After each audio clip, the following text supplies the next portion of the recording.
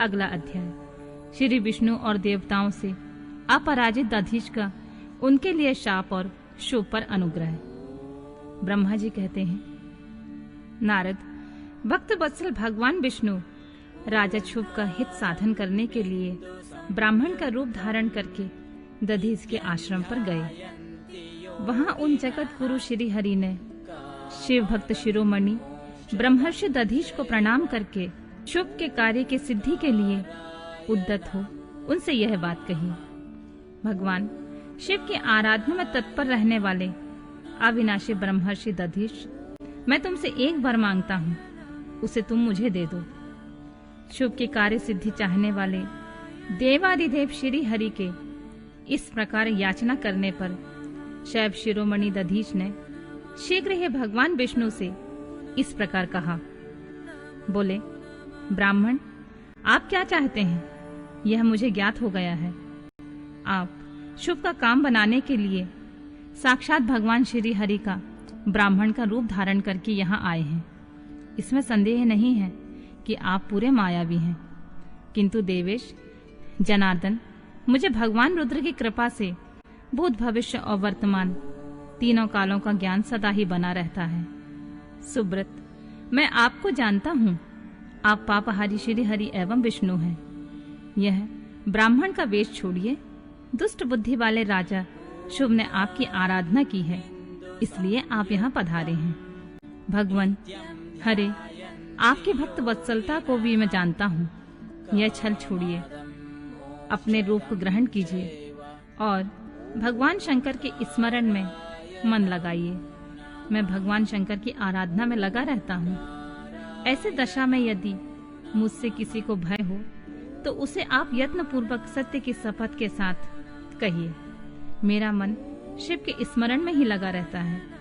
मैं कभी झूठ नहीं बोलता हूँ। इस संसार में किसी देवता या दैत्य से भी मुझे भय नहीं होता।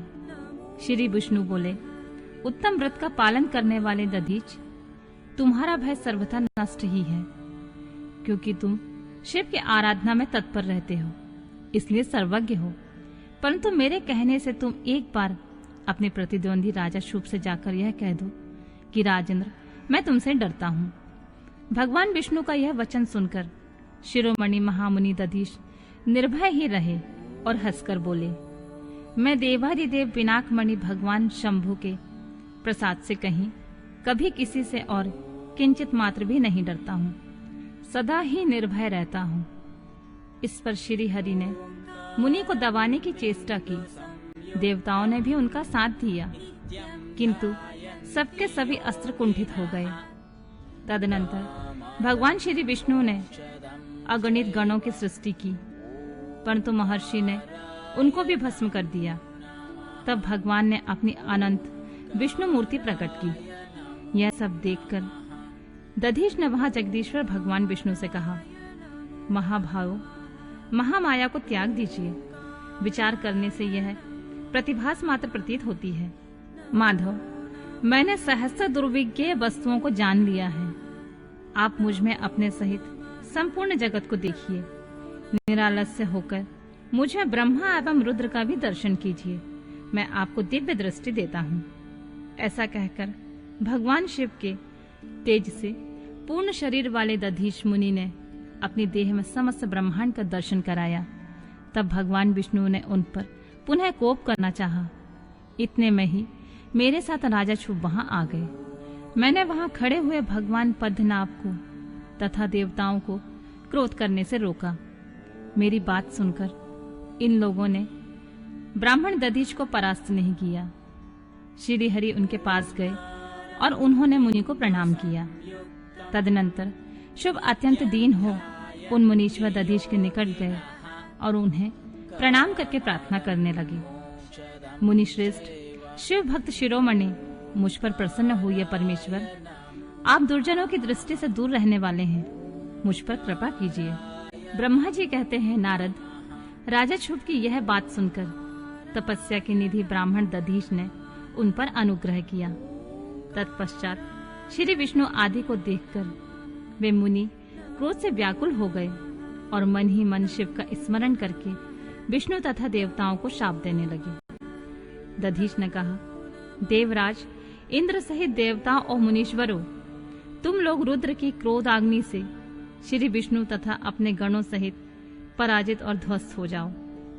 देवताओं को इस तरह श्राप दे शुभ की ओर देखकर देवताओं और राजाओं के पूजनीय दुश्रेष्ठ दधीच ने कहा, राजेंद्र, ब्राह्मण ही बली और प्रभावशाली होते हैं। ऐसा स्पष्ट रूप से कहकर ब्राह्मण दधीच अपने आश्रम में प्रविष्ट हो गए।